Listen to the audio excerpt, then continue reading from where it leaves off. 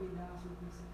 Então, nós estamos transmitindo pela Cuidar, é uma clínica, é a minha clínica, a Cuidar Neuropsi.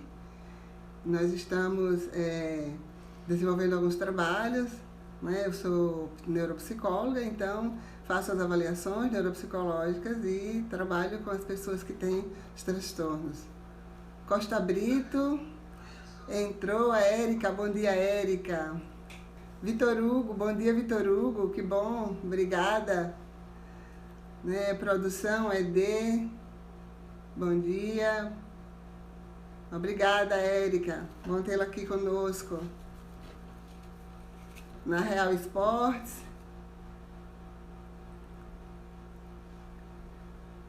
Bom dia, bom dia. Muito bom ter vocês aqui comigo, né, nesse trabalho, nessa live. Eu acho que a gente tem um intuito e um objetivo de levar maior informação ao maior número de pessoas. Então, acho que... Nossa, Érica, obrigada que a sua irmã está aqui também, a Adélia. Ó, Adélia, muito prazer. Muito bem. Ana Neves, né? Ana Maria Tinoco, muito bem. Isso.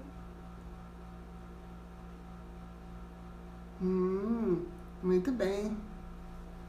Vamos participar, Ana Maria, vamos sim. Viviane Feliz, Felicíssimo, Viviane Felicíssimo Costa. Obrigada, Vivi. Ana, afeto, né? Obrigada, Adélia. Que bom. Bom, nós estamos aguardando um pouquinho mais, né? A Mima, Make Mima Souza presente. Obrigada, Mima.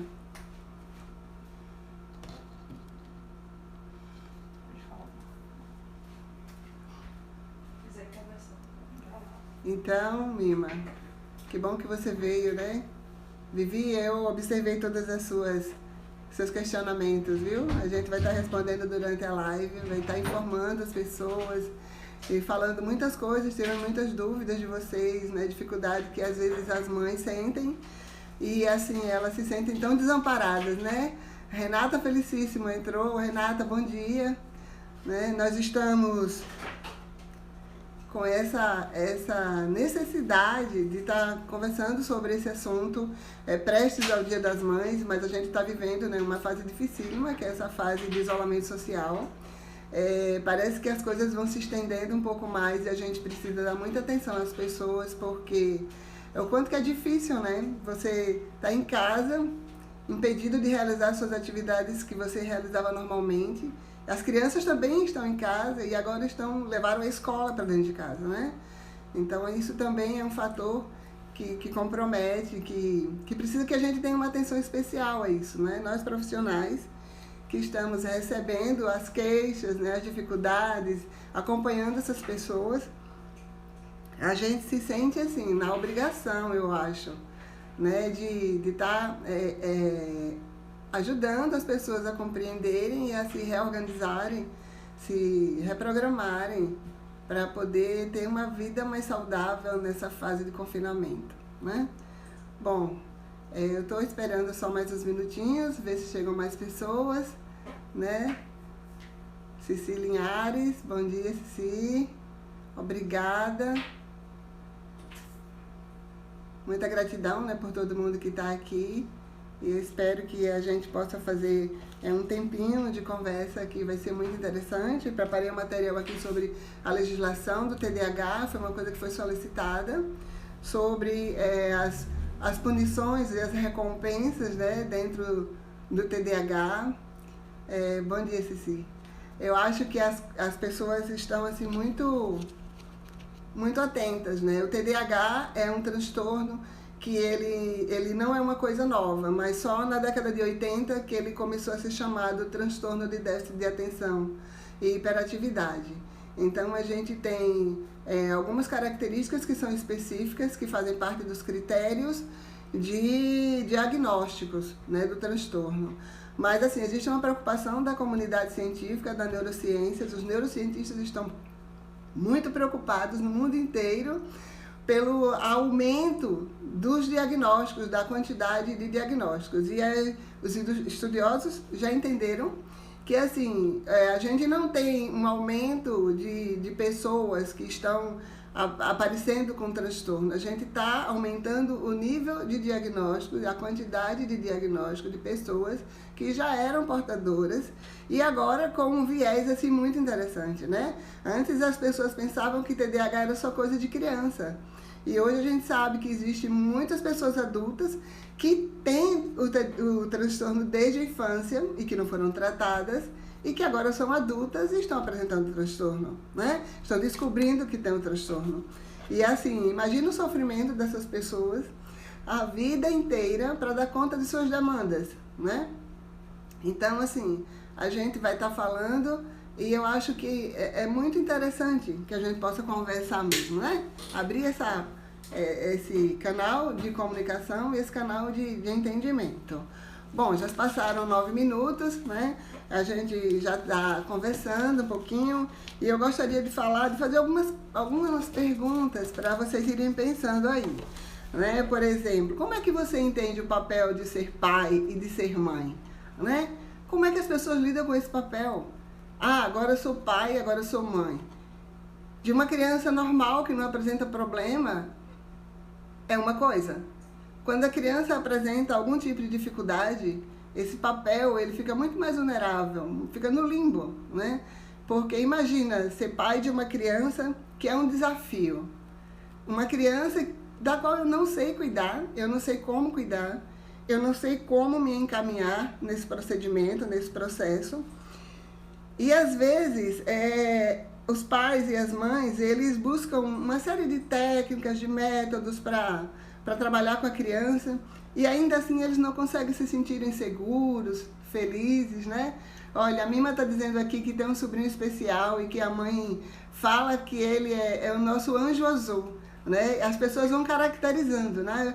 É meu brinquedinho, meu anjo, né? Minha coisa mais importante é uma pessoa que tem necessidades especiais, deve ser vista dessa forma, né?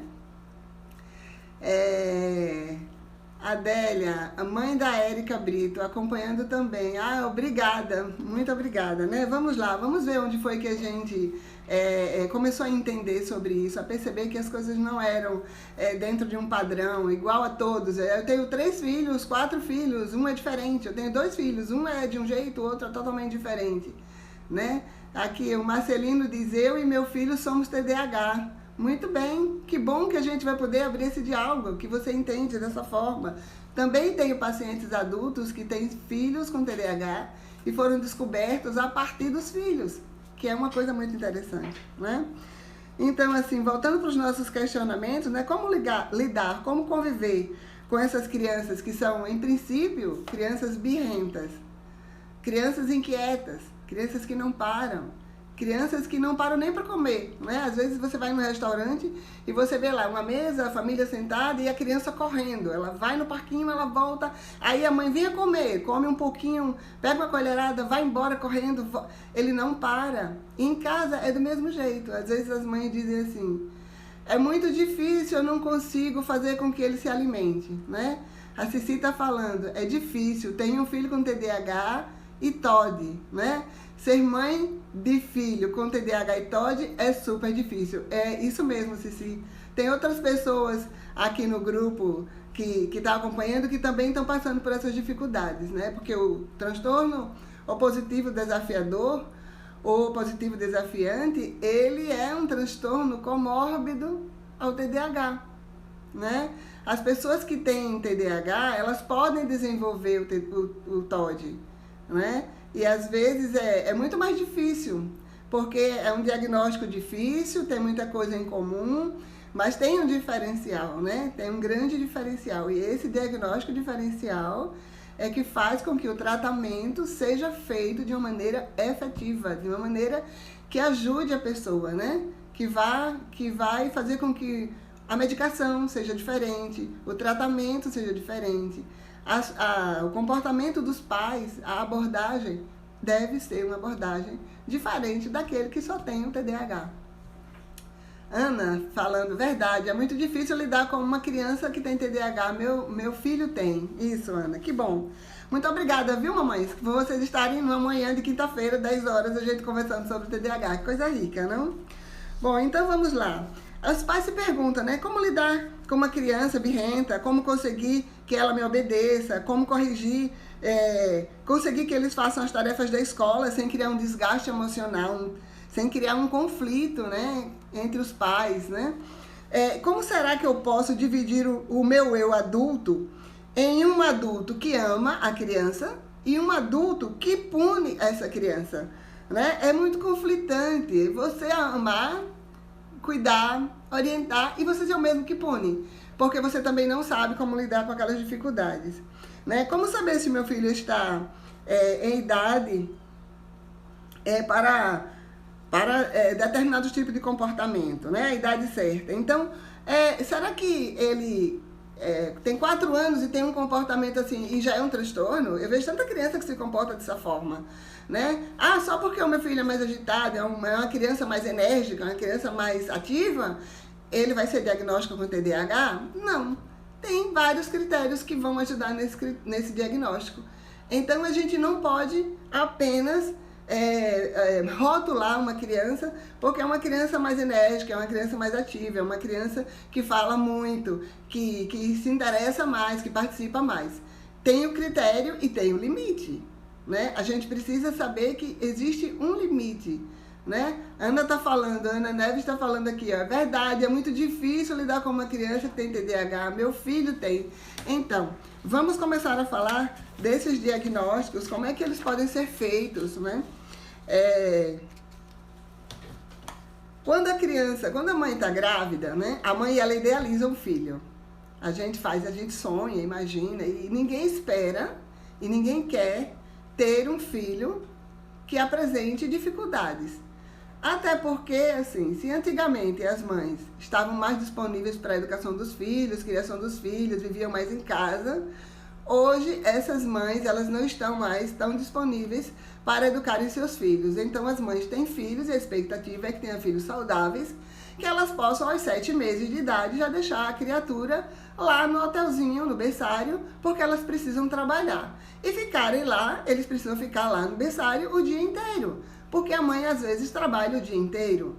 E assim, esse corre-corre, essa vida moderna, pós-moderna, né? Essa vida agitada que a gente tem, essa necessidade de produzir bens, de produzir dinheiro, de conquistar objetivos, às vezes materiais, às vezes pessoais, profissionais, faz com que as mães se sintam muito acuadas, eu acho, muito assim, no limbo entre a minha realização como mulher, como profissional, e o meu papel de mãe, de fazer a maternagem, de cuidar dessa criança, de fazer com que ela cresça e se sinta bem, não se sinta rejeitada, ainda se sinta amada. Então, elas contam com o auxílio, né, da terceirização da educação dos filhos, que são as escolas que hoje recebem crianças numa idade ainda muito tenra, né, muito novinhas. Mas, quando essas crianças nascem, as mães, elas já percebem quando as crianças começam a emitir alguns sinais, né? Elas são crianças que têm movimentos motores mais rápidos. Elas são crianças que se movimentam muito, a atenção dela é muito perdida, elas são muito agitadas desde muito cedo. E esse diagnóstico, ele só pode ser concretizado quando a criança está na escolarização, né? Na primeira escola que ele vai frequentar, que é uma escola mesmo, onde ele começa a ter algumas informações que vai fazer parte do seu processo de aprendizagem formal. Então leva um tempo. Mas se as mães percebem que as crianças têm algum tipo de diferença, alguma coisa que lhe chama mais a atenção, ela já pode ir sinalizando, conversando com algum profissional para verificar a opinião desse profissional e entender como é que as coisas vão se organizando, como é que vão se realizando. Porque o transtorno do déficit de atenção, ele é um transtorno do neurodesenvolvimento e seus sintomas, eles vêm antes mesmo dos 7 anos de idade, né? Antigamente as crianças entravam na primeira série com 7 anos, agora entram no primeiro ano com 6 anos. Então, a idade foi reduzida, ainda, né, foi antecipado esse processo de alfabetização, de escolarização. Então é nesse momento que as escolas percebem. Hoje a gente tem um nível de conhecimento maior das pessoas que têm hotelzinho, creches, escolinhas, né, que recebem as crianças, e elas já vão percebendo e vão informando: mãe, olha, observe isso, observe que o seu filho é muito agitado, ele não consegue parar, ele não consegue dormir, ele se movimenta muito quando dorme, ele reclama muito, ele chora muito, ele briga muito com as outras crianças, ele está muito assim, agitado o tempo todo, tem uma irritação. E elas vão sinalizando e as mães, elas vão entendendo e começando a se preocupar. E aí chega a hora dessas mães conversarem com algum profissional, né? Porque aí quando conversa com um profissional, elas vão entender melhor e elas vão poder observar determinadas coisas especificamente, né? A gente ainda não sabe as causas de forma precisa, o que leva, né, uma criança a desenvolver esse transtorno de TDAH. Alguns cientistas acham, né, e eles acreditam muito nessas alterações bioquímicas, né, de origem genética. Eles acham que essas alterações bioquímicas, neuroquímicas, elas têm uma contribuição muito grande, né, no processo, mas o ambiente também é um fator determinante, né? Alguém falou aqui, preciso muito dessa ajuda profissional, né? E a Ana está falando, a agressividade, irritabilidade, inquietação, tudo isso é muito difícil de controlar, e é mesmo, né? Muito difícil de controlar. Na escola que ele estudava, ele não recebia nada, né? Não receberam nada. Então, a gente vai pensando, se é uma disfunção neuroquímica e se o ambiente, né, o fenótipo, né, que é o ambiente onde a criança vive e ela recebe todas as informações para o seu desenvolvimento de personalidade e as suas características, né, mais fenotípicas, a gente tem que considerar, assim, que é uma síndrome heterogênea. Então, ela tem várias causas, né? É muito complexo, né? E ela tem consequências etiológicas também, né? Fisiopatológicos, componentes fisiopatológicos. Alguns estudos, né, já revelam que o envolvimento de 3 neurotransmissores para que o TDAH aconteça, né, que são as catecolaminas, né, em especial a dopamina e a noradrenalina, né, que são também os hormônios do estresse.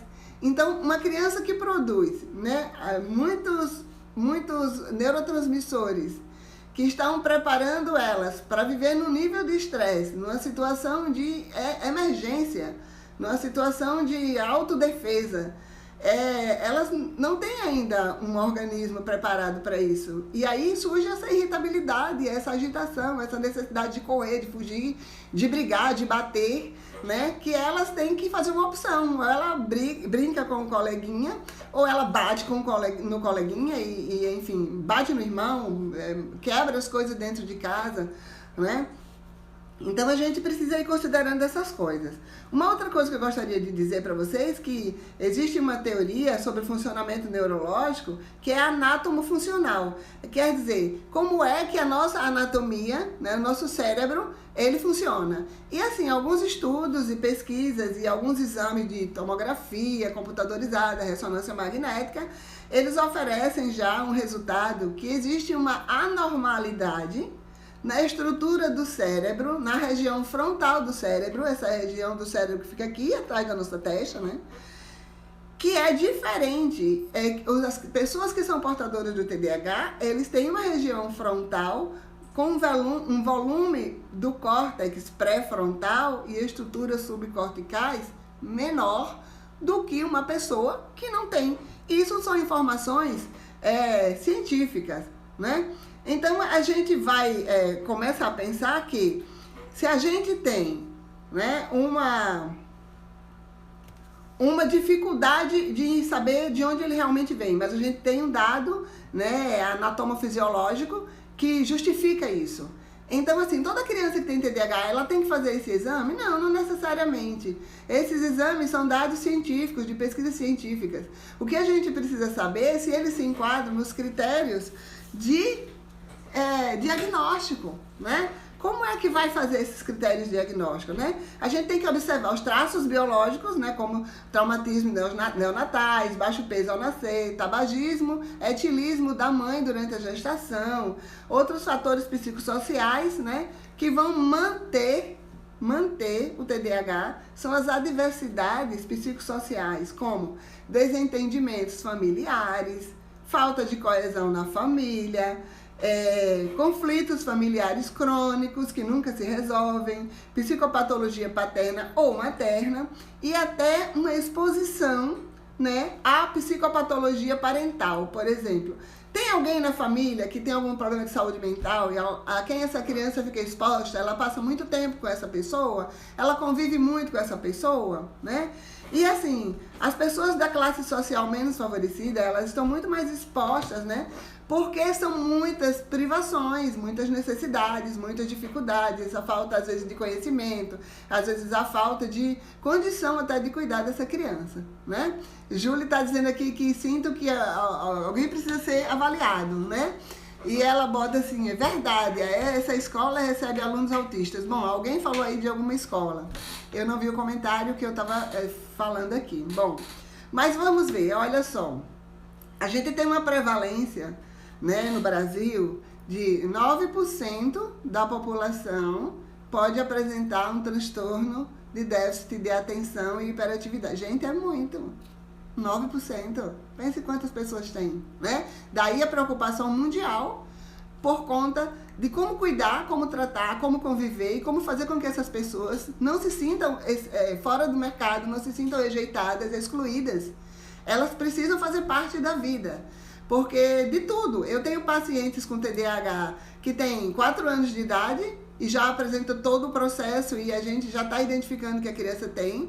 E pessoas que têm 50 anos de idade que foi identificado com TDAH agora porque o filho apresentou TDAH, porque a filha apresentou TDAH, né? Pessoas que estão assim no auge do seu desenvolvimento profissional com 35 anos, 40 anos de idade que estão descobrindo que tem TDAH. Outras pessoas que já fizeram faculdade, fez uma faculdade, fez outra faculdade, não conseguia se achar porque não conseguia se entender, se compreender. Outras que foram mudando de curso, entra na universidade, mas não para, porque ela não consegue se sentir capaz de lidar com aquele conteúdo, de administrar aquilo. Tem todas as dificuldades que a gente vai estar falando aqui, né, sobre essas dificuldades no processo de aprendizagem, que faz com que essas pessoas vão deixando a vida para mais tarde. E aí é um prejuízo muito grande, né? Eu tive uma paciente que ela foi a primeira vez para mim quando ela tinha 19 anos, a causa não era o transtorno, ela tinha uma urgência, ia fazer uma cirurgia, avaliei, fez a cirurgia e sumiu, né? Agora, isso foi 2010, então 10 anos depois ela retorna para mim e aí a dificuldade toda que ela passou durante esses 10 anos me levou a fazer uma investigação sobre o TDAH e a gente diagnosticou, ela está sendo tratada, ela está evoluindo e a vida dela melhorou muito em todos os aspectos, né? Então, assim, a gente precisa perceber que, assim, o compromisso da família no desenvolvimento do TDAH, no desempenho da pessoa com TDAH, é muito alto. É um comprometimento. As pessoas precisam entender que tem alguém especial ali na família, tem alguém especial na casa, né? Quando o TDAH ele se instala nas meninas, a gente identifica nas meninas, é muito difícil, porque as meninas elas são mais contidas, a hiperatividade é menor, elas ficam mais embutidas, e os meninos é mais fácil de você identificar. A menina, ela vem mais porque ela é desatenta, porque ela é dispersa, ela vive no mundo da lua, ela não consegue estudar, sente muita dificuldade, é muito sonolenta, ou tem pouco sono, passa a noite toda acordada, não consegue gerenciar o seu tempo, enfim, uma série de queixas. Os meninos, eles vêm por quê? É um menino agressivo, ele é hiperativo, é agressivo, ele é impulsivo, ele bate nas outras crianças, pega os brinquedos sem pedir licença, mete a mão, se mete na conversa, atrapalha os adultos, fala demais, enfim. São as queixas que vão prevalecendo de um gênero para o outro, né? Mas e aí? Como é que a gente vai fazer esse diagnóstico? Vamos partir um pouquinho para o diagnóstico? Eu estou vendo as coisas aqui, os comentários estão ótimos, né? Marcelino está falando aqui, só descobri o TDAH depois do diagnóstico do meu filho. E além do TDAH, tem o transtorno de pânico. Então, o TDAH, ele não vem só. Eu gostaria de estar falando isso para vocês. Olha, quem tem um transtorno do neurodesenvolvimento, não tem só um transtorno. Porque os transtornos do neurodesenvolvimento, eles têm coisas muito parecidas, muito em comum. Então, geralmente, são pessoas que têm tendência a desenvolver transtornos de ansiedade, ou crises de ansiedade frequentes, depressão, transtornos de opositivo desafiador, né? Uma pessoa que não se enquadra em nenhuma regra, não aceita regras, comandos, não se encaixa, ele não faz parte daquela coisa arrumadinha que a gente tem, que é a sociedade, com todas as leis que nos regem, né? Eles não querem, eles querem sonhar, eles querem voar, eles querem sair da caixa, eles querem viver perigosamente, né? E aí, assim, às vezes desenvolve um transtorno de pânico porque não conseguiu canalizar bem e lidar bem com aquelas dificuldades do próprio TDAH. Então, assim, os sintomas típicos do TDAH, eles combinam desatenção, hiperatividade, impulsividade, né? Quando eles estão presentes desde a infância, é mais fácil de você chegar no diagnóstico, né? Eles apresentam ali, você já sabe que vai ter uma criança com TDAH, uma adolescente com TDAH e um adulto com TDAH. Ah, Neirete, um velhinho com TDAH. Ah, mas não tem cura, não? Não, é um transtorno. Não tem cura. Ele tem causas etiológicas, ele tem causa fisiológica, anatomofisiológica e causas do processo educacional. Então, o que é que, Marcelino, acho que se torna ainda pior de ajudar o meu filho? Às vezes, Marcelino, às vezes não. Na hora que você compreende a sua dificuldade, você pode ajudar mais o seu filho, né? Eu trabalho assim, quando eu tenho o pai que tem o filho que levou o pai para terapia, né? Então a gente trabalha a família para que essa família receba orientação e aprenda como lidar, como cuidar, como se prevenir também, como se preservar, né? É muito importante isso que você está colocando. Né? Então, assim, quando ocorrem essa desatenção, essa hiperatividade, essa impulsividade ocorrerem acima do normal, numa quantidade acima do comum, tem que se preocupar. Quando estiverem presentes em vários contextos, por exemplo, a pessoa se comporta assim em casa, na escola, na festinha, na loja que vai comprar uma coisa, quando compra alguma coisa errada, bom dia, Cis, Nora, Nora entrou, bom dia, Nora. Sheila, bom dia, Sheila. Então, a gente precisa entender o seguinte, ó, se essa variação de comportamento acontece em vários ambientes diferenciados, não só em casa, é preocupante. Porque quem tem TDAH, ele não escolhe o ambiente não para apresentar suas dificuldades, ele é daquele jeito em qualquer ambiente, né? E quais são os tipos, né? Vamos falar dos tipos. Existe um tipo de TDAH com uma predominância de desatenção, que a pessoa ela é mais desatenta do que hiperativa, então é uma pessoa que é até muito quieta, mas ela não consegue, por exemplo, estudar durante um determinado tempo, compreender tudo, vai fazer uma prova, aí esquece de fazer uma questão, faz toda a prova do Enem, esqueceu de marcar algumas coisas, não deu tempo de fazer o cartão de respostas, né? Vai fazer a prova na sala de aula e tudo que acontece na sala desvia a atenção. Está no ambiente de trabalho, onde a conversa dos colegas, porque hoje, né, se instituiu que as salas nas empresas não tem mais paredes. Então, as pessoas ficam vendo as outras nas suas birôs, nas suas mesas, fazendo trabalhos diferentes, cada um com seu equipamento eletrônico, com seu computador, seu desktop, mas elas conversam, elas falam, elas assoviam, elas cantam. Então, as pessoas ficam se perturbando com os barulhos dos outros e a produtividade cai. E o desempenho cai. E a infelicidade vem porque aquela pessoa está sendo cobrada do mesmo jeito que as outras estão sendo cobradas por resultados. E aí é onde as coisas começam a entrar em desacordo, as pessoas começam a ficarem sofridas, adoecidas, né?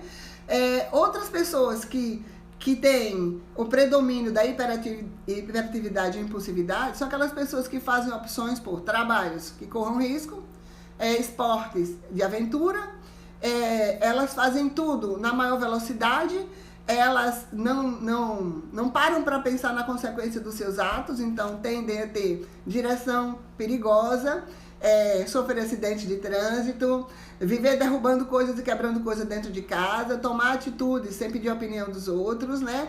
Até eu tava lendo um texto, tava falando assim, o esposo que vai pra rua e troca o carro e chega em casa e diz pra mulher, troquei o carro. E ela diz, mas meu bem, não era agora, não era o momento. Mas eu tenho vontade, eu troquei. Então, é uma pessoa que segue o seu impulso, né? A gente tem um cérebro instintivo, né?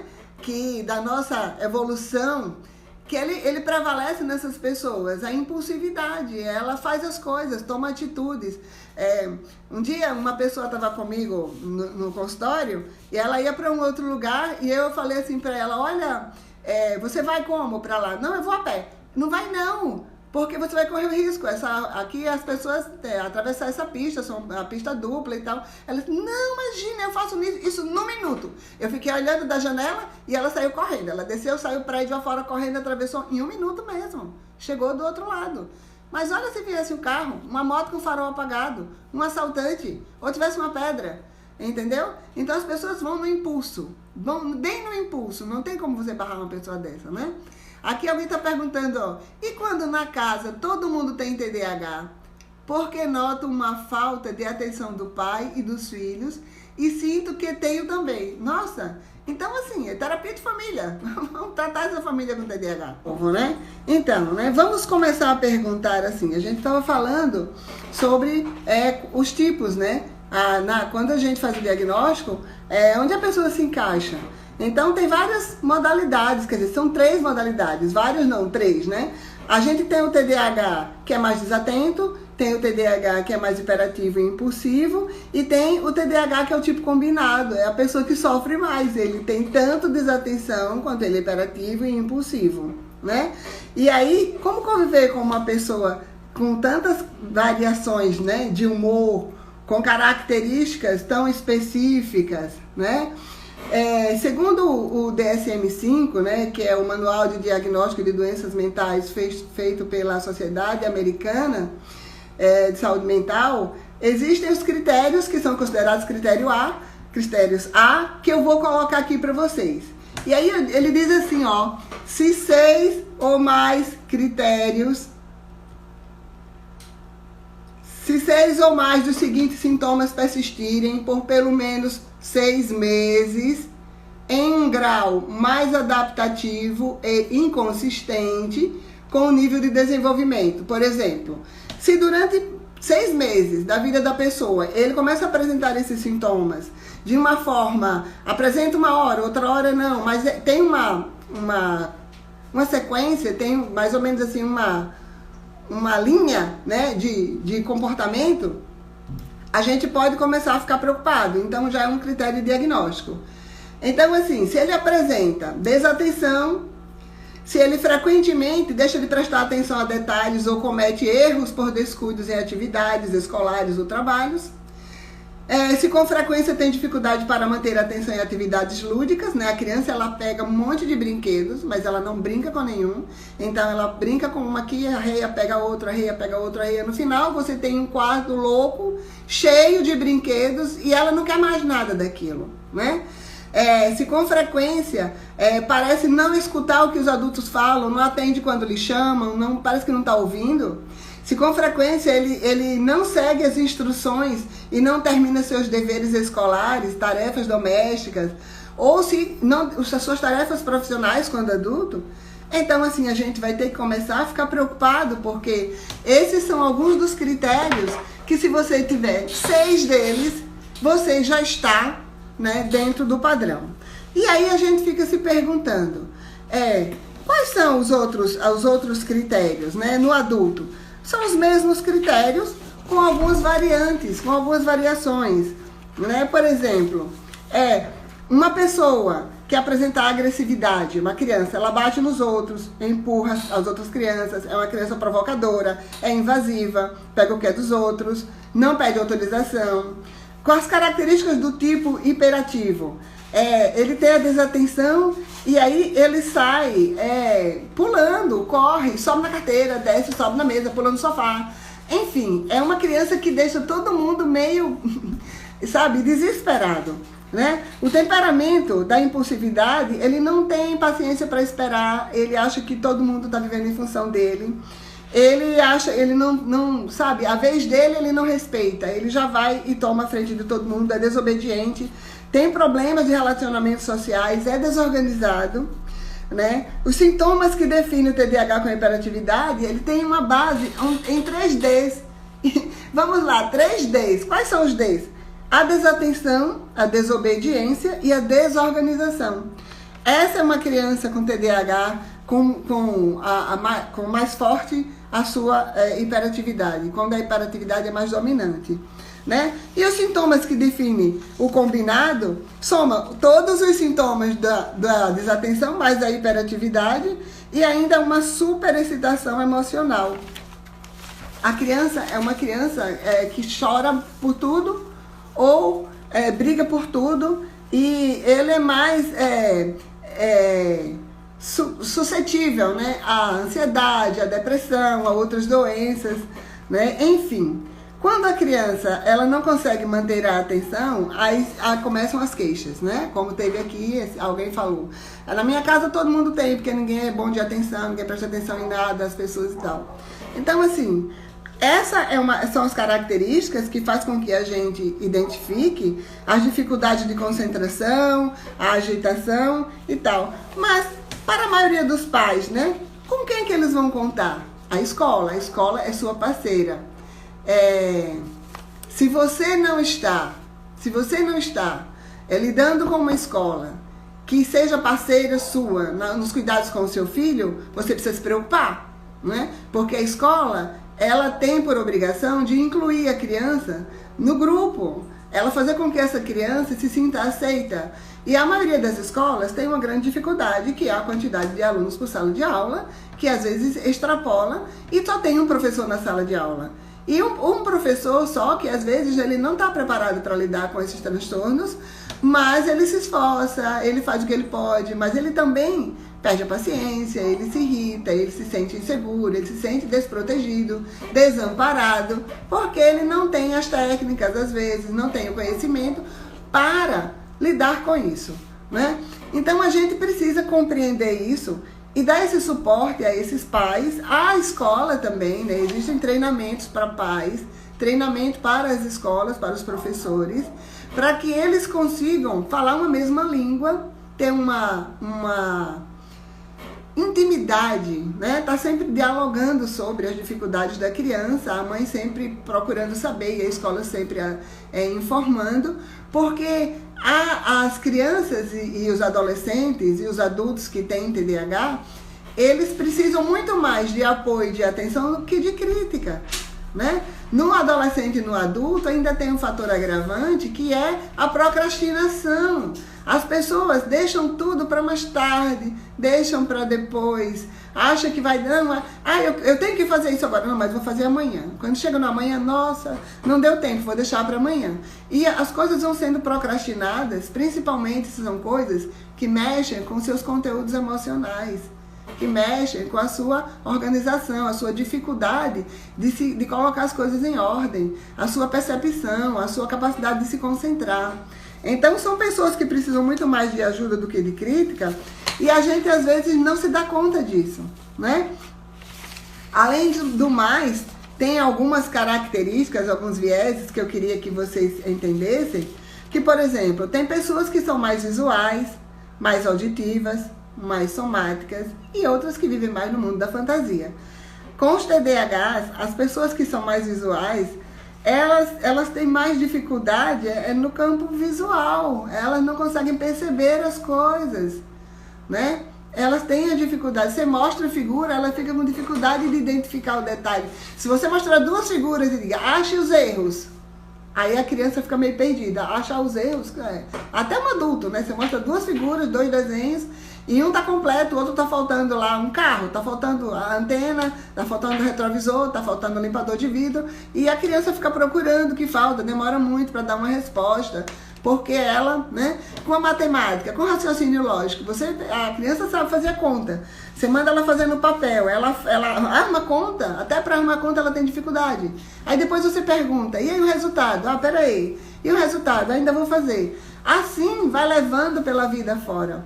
A dificuldade de raciocinar sem ser de uma maneira concreta, né? De raciocinar abstratamente. De pensar uma conta e fazer a conta de cabeça. De pensar no tamanho de uma sala e imaginar o espaço. Então, assim, até para a escolha profissional, esse diagnóstico, ele vai ter uma validade, ele vai ter uma importância, né? E aí, essas pessoas que têm essa dificuldade, sabe, que procrastinam, que sofrem, imagina, tem estudantes de medicina que sofrem com TDAH. Imagine, ter que estudar, ter que memorizar aquilo tudo, aprender sobre tudo aquilo e sofrer, né? Alguém que ouve a história do paciente e depois como é que vai lembrar da história? Já esqueceu, passou um minutinho ali. Por quê? Porque não estava concentrado, né? Isso é um sofrimento. Muitos profissionais, advogados, gente, advogado com TDAH, né? Se ele não tiver um nível de inteligência muito alto, ele nem se forma, né? E quando se forma, ele vai ter muita dificuldade, porque ele tem que estar concentrado ali na brecha, achar a brecha da lei, sabe? O parágrafo, onde está a vírgula, o ponto, que sentido tem essa frase. É muito complexo, né? E as pessoas ficam achando que o TDAH é uma coisa simples, vai ser resolvido na escola, vai ser resolvido durante a vida. Não vai. Se você não cuidar logo da criança, vai ser um adulto com TDAH, um adolescente com TDAH, um adulto com TDAH, um velhinho com TDAH. E os velhinhos que têm TDAH, eles são impulsivos, eles se machucam, eles se cortam, eles caem da cama, eles caem no banheiro, eles caem várias vezes, quebra bacia, quebra fêmur, quebra costela, quebra dedo, quebra punho. Gente, é difícil. São aquelas pessoas que na sua vida tiveram um transtorno e nunca foram tratadas. E aí ninguém sabia disso. Imagina, na década de 50, as pessoas achavam que isso era o quê? Uma criança maluca. Era uma criança doidinha, como diziam. Na década de 60, aí vieram os diagnósticos assim, é um transtorno. Olha, quando eu entrei na universidade, em 1978, a gente tinha a informação que as crianças que tinham transtorno de déficit de atenção, hoje chamado assim, era chamado de criança com disfunção cerebral mínima. Era uma disfunção cerebral. Já sabia que tinha uma disfunção cerebral, mas ninguém sabia como tratar, como cuidar, se era só terapia medicamentosa, se precisava acompanhamento psicoterapêutico, se tinha dificuldade de falar, se tinha dificuldade de ouvir, de enxergar, sabe? Então, na década de 80, com todo o avanço das ciências e a chegada da neurociência na vida das pessoas, e para nós, brasileiros, né, graças a Deus,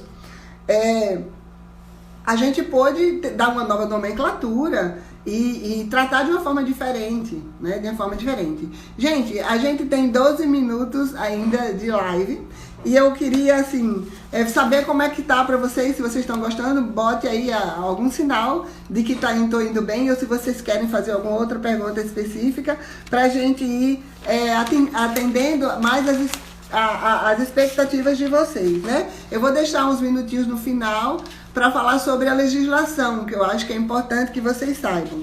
Bom, aí eu vou falar um pouquinho dos pais, né? Como é que será que os pais descobrem se a escola é parceira? Quando a escola se preocupa com o seu filho e quando ela te dá um retorno, ela lhe chama e ela lhe comunica. Ela faz com que você seja a primeira pessoa a saber que precisa ajudar o seu filho e faz as primeiras orientações. Então, essa é uma escola parceira. E os pais, né? Qual a pergunta a primeira pergunta que os pais se fazem? Será que eu sou capaz? Será que eu tenho condições? Será que eu estou oferecendo ao meu filho o tempo necessário, né, para comunicar com eles, para educá-lo, para participar da vida dele, para procurar saber dos sentimentos? Será que os afetos desenvolvidos, onde ele vai, na creche, no hotelzinho, na escola, são positivos? Será que pode substituir o meu afeto? Né? Porque afeto comprado é diferente de afeto sentido e doado, né? Então, eu tenho uma creche, eu vou receber 200 crianças, eu sou obrigada a amar todas as crianças, a demonstrar afetividade com todas as 200 crianças, mas e aí, será que eu amo todas aquelas crianças, né? Bom, na primeira infância, A estrutura neurológica das crianças ainda precisam de muito apoio para esse desenvolvimento de aprendizagem, né? De maturação e tudo mais. Então eu acho que a gente vai avançando e a gente vai vendo assim, quais são as estratégias, né, que você pode usar para disciplinar o seu filho que tem TDAH.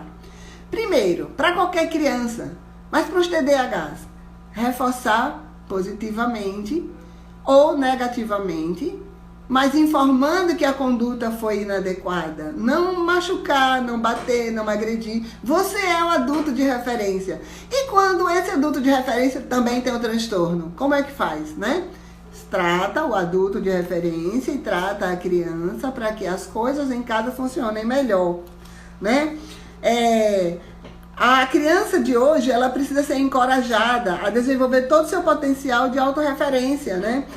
Mas ela precisa muito cedo de desenvolver autodisciplina, autorresponsabilidade, cooperação, empatia, habilidades, resolução de problemas e conflitos e uma capacidade de empatia, de construir relações, de usar a sua inteligência emocional.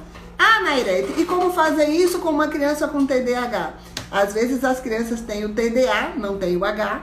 São crianças mais fechadas, mais isoladas, crianças que preferem ficar no seu ninho, né? Entra pro seu quarto, não se comunica muito com a família, às vezes não sai do quarto nem para comer, pega o prato, leva, vai e come no quarto, só fala com os amigos mais pelo telefone, não tem coragem de ter uma convivência pessoal, uma convivência mais ao vivo, né? Eles preferem estar ligada com as pessoas mais pela internet. E aí, essa criança, essa pessoa, os pais se preocupam quando vê o fracasso escolar. Ah, eu pago a escola custa R$1.000, e a criança, eu tô vendo que ela não está se desempenhando bem, ela está com dificuldade de aprendizagem, ela caiu, teve rendimento, queda de rendimento, ela tá angustiada, ela tá triste, mas aí ela tem outras habilidades, sabe? Uma criança que gosta muito de música, uma música específica, que toca um instrumento, e vamos desenvolver as altas habilidades e vamos por aí, porque a gente vai estimulando e encorajando as crianças e os adolescentes a serem felizes, a conviverem com o seu conflito, com o seu transtorno, de uma forma onde ele mesmo já se aceita, de autoaceitação. Porque se ele se aceita, os outros também vão aceitá-lo, porque ele vai começar a reconhecer esse limite. É bem verdade que algumas crianças só vão melhorar quando elas são medicadas. Mas aí tem aquelas outras crianças que a gente até dá um tempo terapeuticamente, vai trabalhando o cognitivo, vai trabalhando o comportamental, vai fazendo com que eles mudem sua conduta, aprendendo novas ferramentas para poder lidar com sua dificuldade. E elas aprendem e dão resultados positivos. A questão é até quando e até onde. E o profissional tem que ficar muito atento. Janaína, a gente está 3 minutos, acho que vai cair aqui. Gente, eu acho que vai cair de novo, mas se cair, a gente vai recomeçar, porque eu preciso concluir aqui com vocês, né? E assim, vão vendo aí o que vocês querem mais saber, né? Olha só, como é que os pais vão fazer para educar esses filhos sem punição, né? Sem punição. Gente, a criança, ela precisa se sentir valorizada, né? Então, fale com a sua criança na altura que ela está, sabe? Sente no chão com ela, converse, mostre para ela seu afeto, suas dificuldades também. Ensine elas a brincar, aprenda também a brincar com elas, elas têm muito para nos ensinar, muito, muito, muito. E com os adolescentes? O adolescente, ele já tem todas as dificuldades da adolescência, ele já não se reconhece, ele tem desenvolve um sentimento de inferioridade perante os colegas, porque todo mundo termina a prova na hora e ele não consegue terminar, deixa a questão em branco porque tem que entregar a prova.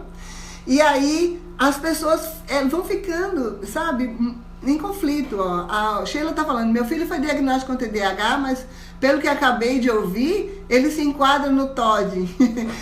Pode ser que sim, precisa de ser uma avaliação mais criteriosa, né? Eu estou amando, muito esclarecedor, ótimo. Então, assim, a gente vai falando que os pais e os educadores, eles precisam se revestirem, né, de uma roupa de segurança e encorajar essas crianças a fazerem o que elas têm de melhor. Se o meu filho, ele é muito agitado, mas ele é organizado, né? Ele faz as coisas, o quarto dele, a gaveta dele é super organizada, né? Ele já tem alguma coisinha ali de obsessão sabe, pela organização, pela ordem. Ninguém tira nada do lugar que ele não gosta, ele reclama. Vamos avaliar também e vamos reforçar. Que bom que ele é organizado, que bom que ele faz alguma tarefa doméstica bem feita, que ele participa, que ele quer, ele chama a atenção dos adultos porque ele quer ser valorizado, ele quer ser respeitado. Quando ele faz alguma coisa muito inadequada, não vale a pena agredir fisicamente, punir, sabe? Tirando as coisas que ele mais gosta, tirar tudo. Nossa, você quer que lhe tirem tudo? Você quer ser punido dessa forma? Olha aí, o Covid-19 é uma punição para todo mundo, é assim que vocês veem, sabe? Nós tiraram da gente o trabalho, os amigos, a vida social, trouxeram a gente para dentro de casa e tem um soldadinho invisível lá no portão que não me deixa sair e eu não sei quem é, né? E chamou ele de Covid. E você quer isso para o seu filho? Esse sentimento de impotência, de incapacidade, sabe? De tudo. Quer isso para o seu filho? Como é que uma criança se desempenha bem, se sentindo o tempo todo deixado para trás? Limitado, sacrificado, impedido, né?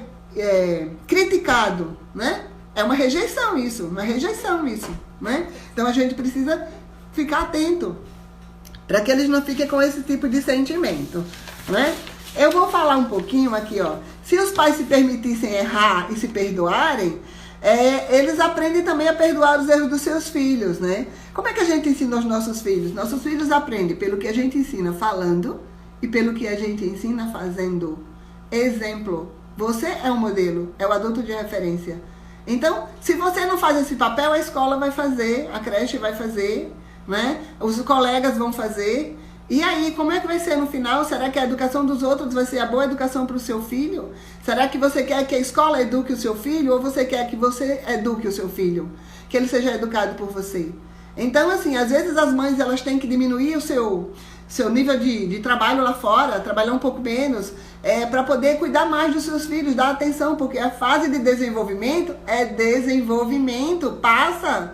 Uma criança não vai ter 5 anos a vida inteira, ela vai ter 6, vai ter 7, vai ter 8. E o que ela tinha que aprender e fazer aos 5 anos, ela já não vai mais fazer aos 6, aos 7 e aos 8. Ela tem que aprender naquela hora que ela precisa. Então, assim, a gente precisa disso, de amor, sabe? Os pais devem lembrar que eles são quem fazem os primeiros ensinamentos para os seus filhos, né? As primeiras permissões, os primeiros impedimentos. As crianças elas vão acreditar que são capazes de fazer as coisas quando elas são ensinadas com amor. Quando você senta com seu filho e diz, meu bem, olha, você não pode quebrar esse brinquedo, porque esse brinquedo é para você trabalhar com ele assim, dessa forma. Explica, mostra. Fala para ele que se ele quebrar não vai funcionar, não vai fazer o barulhinho, não vai correr, vai faltar uma peça. Ele tem que entender tudo isso, né? Outras coisas, né? As ferramentas. A gentileza e a firmeza são ferramentas importantes, né?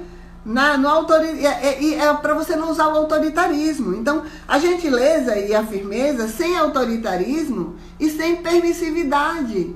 Você tem que educar. Ser permissivo demais não é educar. Ser proibitivo demais também não é. Ser restritivo demais também não é. Uma criança que se desenvolve num ambiente altamente restritivo é uma criança que tem uma dificuldade nas relações sociais. É uma criança, vai ser um adolescente, um adulto com dificuldade de relacionamentos sociais, de participar o adulto de reuniões na empresa, de dar a sua opinião. Ele vai, e quando ele é convidado para dizer assim, não, você vai ter uma fala, gente, pelo amor de Deus, ele vai desaparecer, ele vai sumir. Ele não quer, ele não consegue, né? Teve um paciente adulto, gente, a filha dele, 2 filhas foram diagnosticadas também com TDAH. Era um sofrimento para ele na empresa, porque ele não conseguia dormir bem à noite, tomava remédio para dormir, quando conseguia adormecer já era de madrugada, acordava tarde, chegava atrasado, batia ponto atrasado, não conseguia produzir na sala porque ele tinha uma acuidade auditiva, né, exacerbada, então tudo o barulho incomodava ele não conseguia raciocinar, precisou de sair da sala para fazer o trabalho num lugar isolado, mas a empresa não permitiu. Enfim, lutamos muito para ele não ser demitido. E graças a Deus ele não foi. Ele foi transferido para um outro ambiente onde as pessoas têm uma cabeça mais aberta, dentro da mesma empresa, um centro mais desenvolvido, onde as pessoas sabem o que é um TDAH. E ele está desenvolvendo, ele está aparecendo, sendo reconhecido. Teve que mudar a vida toda? Teve. Ele saiu de Aracaju para o Rio de Janeiro, né, com 2 crianças, uma mulher sem emprego, e ele tem muitas dificuldades, mas eles foram, né? Então, é isso, sabe, que a gente tem que pensar. Que a gente precisa de apoio, desses esclarecimentos para a gente poder viver, né? Eu estava ontem participando de uma conversa com uma sociedade portuguesa de TDAH, né? E uma pessoa da sociedade brasileira, da Associação Brasileira de TDAH, a ABDA. E aí, assim, a história deles, a conversa, estava muito por esse ramo. E também falando sobre a escola que foi para casa, que a gente não sei se a gente vai conseguir falar alguma coisa hoje, mas assim, né? Quando você estiver com seu filho num momento desafiador, seja ele de birras ou de disciplina, ou de disputa pelo poder, procure validar os sentimentos demonstrados por ele e você demonstre compreensão, demonstre aceitação, procure verificar o que é que ele está vivendo naquele momento. É raiva, é agressividade, é o que ele está sentindo, é dor, é vergonha, é medo, o que é que ele está sentindo, né? Os adultos precisam também cuidar do seu estado anímico, né? Do seu humor. Uma pessoa bem-humorada na vida da gente faz toda a diferença, né? Bom, a gente está conversando já há quase 1 hora, né? E aí eu queria falar que, só reforçar que os adultos, as crianças que têm TDAH, elas têm mais frequência de acidentes, né? Uma aprendizagem escolar com dificuldades, né? Mais reprovações, tendência a ser expulsos dos ambientes escolares, a tendência a abandonar a escola, né? Eles sofrem bullying na escola, e aí a tendência deles é fugir, a escola vira um ambiente aversivo, um ambiente desafiador, um ambiente não acolhedor, e a criança não quer mais ir para a escola, né? Eles têm uma maior incidência ao uso, quando eles se tornam adolescentes, ao uso de álcool, abuso de álcool, de drogas, né? A incidência a ter ansiedade e depressão, a ter obesidade, transtornos alimentares, anorexia, bulimia. E nos adultos, né? Eles têm, assim, a escolarização incompleta, maior incidência de divórcio, de mudança de emprego, de demissões, né, de uso de droga, de álcool, direção agressiva, direção impulsiva, acidentes, morte, às vezes até morte precoce, né? Uma incidência maior de depressão e também de obesidade. Bom, eu acho que eu falei um monte de coisa para vocês, né, interessantes. Eu queria falar um pouquinho da legislação. E aí eu queria dizer para vocês que, assim, existe uma legislação brasileira que diz que todas as escolas têm que apoiar o TDAH, mas existem legislações específicas de cada estado. Então, nesses estados onde existe uma comissão, onde existe uma semana de TDAH, onde existe uma equipe que trabalha, que tem influência política, que fazem leis, né, legislações internas para proteger essas crianças. Aí eu vou falar aqui das proposições das leis, né, e vou dizer como é que elas andam para vocês. A primeira lei que está aqui, que ela foi um projeto de lei que foi para o Senado em 2019, a que eu vou ler aqui. Ela dispõe sobre o diagnóstico e tratamento do TDAH e dislexia na rede pública da educação básica. Então, a lei diz que na escola pública de atenção básica, elas têm que ter capacidade de saber sobre o TDAH para ajudar no diagnóstico, no encaminhamento para esses diagnósticos, né? Deixa eu ver aqui se tem alguma outra. Em 2012, teve uma lei que foi encaminhada, um projeto de lei que foi encaminhado para a Câmara, né? A Câmara de Vereadores, a Câmara de Deputados. E foi defendida lá por um deputado lá de Minas Gerais. E dispõe sobre a obrigatoriedade de fornecimento de medicamentos gratuitos pelo SUS para tratar TDAH em crianças portadoras da síndrome, sem distinção de classe social, nem mesmo aqueles pacientes que não se enquadram como os mais carentes poderão ser excluídos do benefício. Então, assim, mesmo quem não é uma população carente, ela estaria dentro desse benefício, pegar a medicação gratuita. Outro projeto de lei que institui a Semana Nacional da Conscientização sobre o transtorno do déficit de atenção e hiperatividade, né? Ela teve como relator o deputado Fred Costa, também de Minas Gerais, né? Uma outra lei que também já está aprovada, né? Mas assim, em âmbitos de algumas cidades. Aqui, as unidades escolares públicas, né, e privadas, no âmbito do Estado do Espírito Santo, veja, ficam obrigadas a disponibilizar em suas salas de aula assentos na primeira fila aos alunos com TDAH, assegurando seu posicionamento afastado de janelas, cartazes e outros elementos possíveis, potenciais de distração. Né? Então, alguns estados se preocupam, né?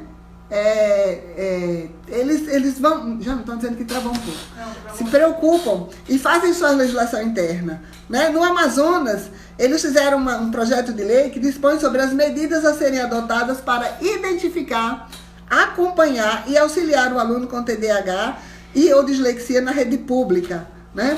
Tem uma coisa aqui que eu vou voltar para ler para vocês, que é um projeto de lei que cria um programa de acompanhamento para alunos com transtorno de déficit de atenção e hiperatividade no ensino fundamental no estado de São Paulo, né? E ensino médio. Então, aqui eles já se preocupam não só mais com a criança, mas com os adolescentes, né?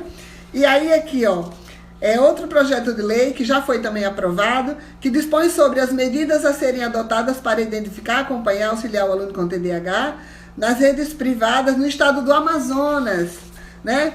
Outro projeto de lei que também foi aprovado, que institui a campanha estadual de informação do TDAH e a dislexia na educação básica e dá outras providências. Outro projeto de lei que fala sobre a obrigação das escolas públicas e privadas no âmbito do estado do Rio de Janeiro a disponibilizarem cadeiras em locais determinados. Outro projeto de lei que dispõe sobre a identificação e o diagnóstico, acompanhamento integral e atendimento educacional escolar para estudantes da educação básica. Instituir semana de informação e conscientização. Dispõe sobre educação especial e atendimento e acompanhamento integral. Enfim, veja, as leis, os projetos de leis, eles vão se repetindo por estado. A gente não tem ainda uma legislação específica. A gente precisa ver o que é que a gente já tem, né, que as escolas se sentem obrigadas a oferecer. Por exemplo, os meus pacientes, quando eu faço a avaliação, eu levo junto com o relatório diagnóstico em orientações para a escola, dizendo o que é que a escola tem a obrigação de oferecer. Ela tem a obrigação de colocar a pessoa num lugar sentado na frente, onde ela tenha menos estímulo, longe da porta, longe da janela, próximo do professor. Essa criança ou esse adolescente tem direito a um tempo maior na hora de fazer as suas avaliações.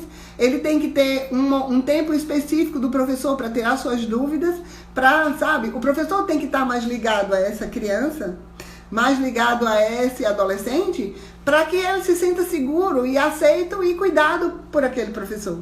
E existem as identificações, né? Os alunos se identificam mais com um tipo de disciplina, um tipo de conteúdo, um comportamento de um professor, e vai levando a sua escolarização, a sua aprendizagem de uma maneira mais suave, né?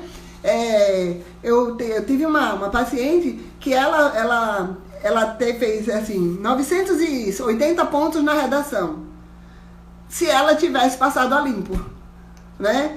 Porque ela foi numa hora que eles fizeram avaliação na escola, né? Um simulado. Imagine no Enem, imagine o sofrimento dessa menina se fosse na prova do Enem. Ela ficou tão frustrada, ela chorou tanto, ela dizendo que, poxa, ela conseguiu quase 1000 pontos e ela não deu tempo, porque ela demorou muito para fazer a redação.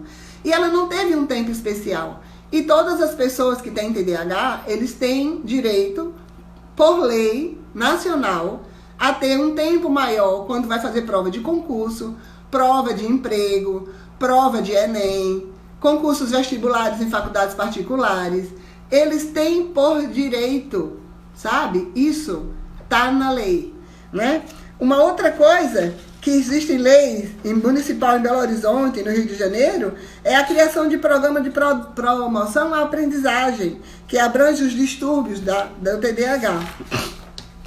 Enfim, falei sobre as leis, né? E assim, eu acho que essa primeira parte, essa primeira etapa do meu trabalho com o TDAH, essa minha preocupação em divulgar mais esses conhecimentos, em conversar mais com vocês, mães, em levar para vocês um maior conforto, para que vocês não se sintam culpadas.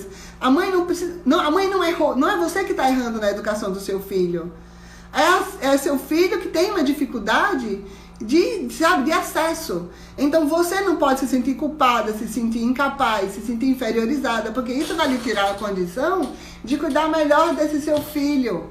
Então vamos fazer o quê? Vamos fazer de uma forma que a mãe se sinta amparada, e essa foi minha preocupação também, né, como profissional, como mãe, como amiga de muitas mães que têm esse problema em casa.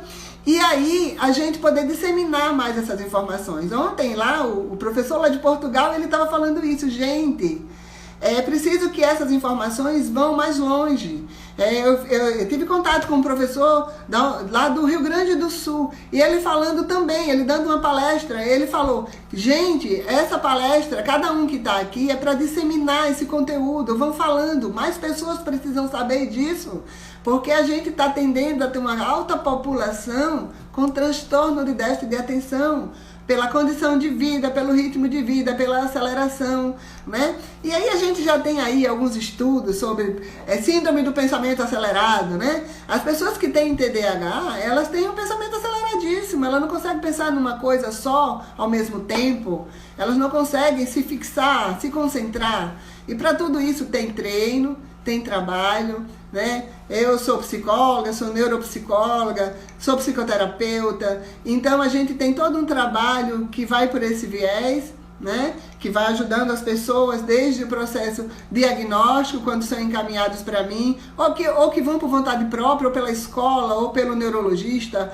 ou pelo pediatra, ou neuropediatra, e aí a gente faz o diagnóstico e a gente dá um resultado, a gente faz um caminho percorrido, a escola vai ser assistida, a família vai ser assistida, e o médico vai receber informações fidedignas, científicas, que vai fazer com que ele tenha um parâmetro de quanto de remédio aquela pessoa vai precisar tomar, que tipo de remédio ela vai precisar usar, o que é que ela pode realmente ser beneficiada com um tratamento medicamentoso, se realmente é necessário, se só a psicoterapia e o acompanhamento familiar e o treino familiar vai dar resultado, enfim. Esse é o trabalho do psicólogo, neuropsicólogo, que está preparado e está assim, em condições de poder contribuir com esse tipo de problema e de transtorno. A gente está chegando bem no final mesmo. Eu queria saber se vocês têm alguma pergunta que eu possa responder agora. E se eu não conseguir responder, vocês deixem aí no Stories, né? Manda pra gente poder responder depois, eu responderei. No direct, né? Desculpe, stories. É a falta de intimidade com a internet. Então, manda pro direct que a gente responde e coloca lá seu contato, a gente vai estar respondendo diretamente para você. E assim, uma notícia ruim, né? Que vai acabar a live, e uma notícia boa, né? A gente vai estar abrindo um grupo de mães, né? Um grupo de mães interessadas em conversar e em discutirem sobre suas dificuldades em lidar com seus filhos que são portadores do TDAH. Né? A gente vai fazer um trabalho durante uma semana para conversar com vocês, a gente vai ter alguns momentos. Quem tiver maior interesse, entra no direct, diz que está interessado no grupo, que aí a gente vai estar montando conteúdo para a gente já iniciar na próxima semana, a partir do dia 12 ou 13, a gente vai estar iniciando o grupo, e aí a gente vai estar dando esse suporte. E uma outra notícia também maravilhosa é que no dia 14, provavelmente será dia 14, ainda vou confirmar, a gente vai estar fazendo uma live com uma pessoa que é Daniele Rossini.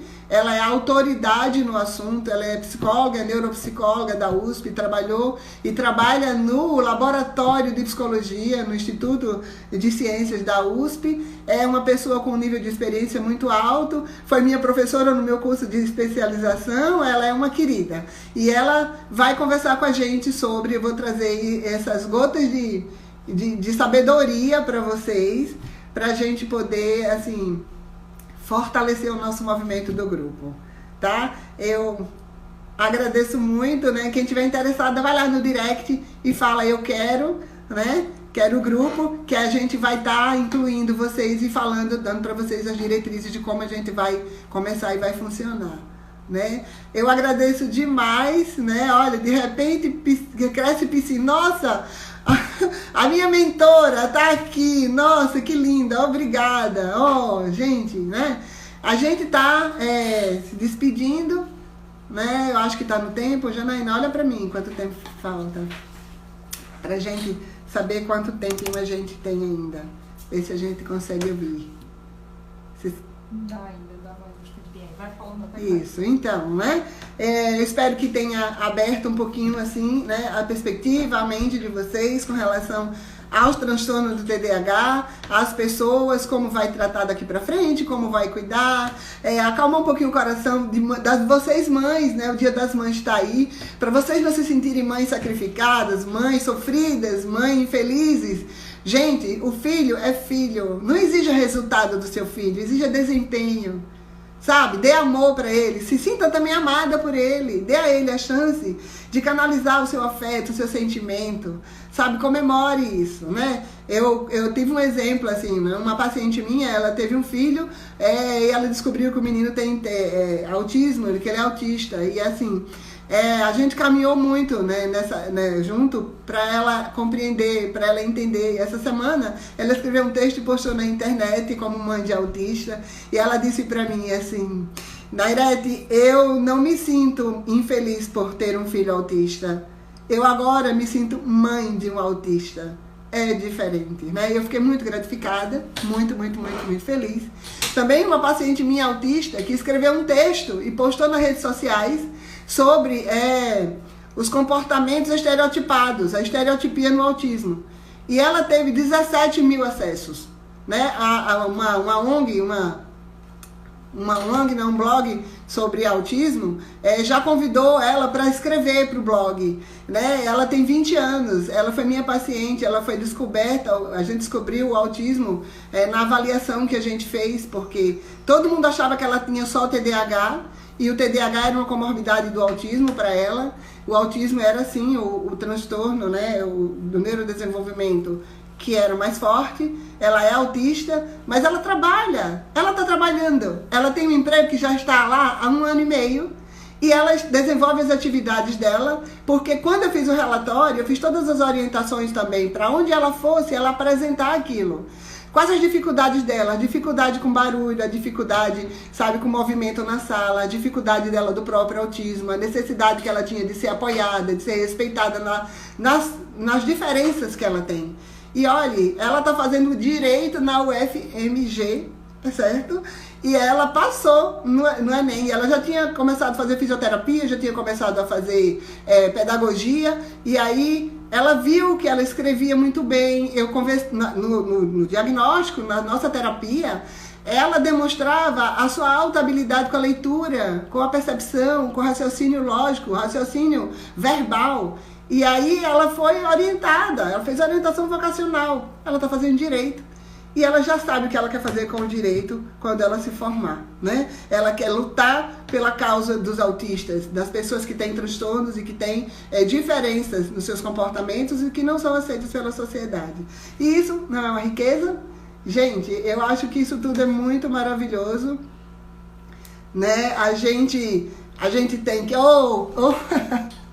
minha querida, de repente cresci psi. Lindo, obrigada, muito obrigada, né? Então, assim, a gente vai trabalhando, contando com o apoio de vocês, né? Dos profissionais, de outros profissionais, de outras pessoas que queiram engajar na luta. E, enfim, né? A gente encerra, se despede por hoje. Um beijo, fiquem com Deus. E aí, vão lá no direct e sinalizem se vocês querem participar do grupo, tá? E eu espero que a gente tenha outras lives. Próximos encontros. Beijo, bom dia para todo mundo. Feliz Dia das Mães para todas.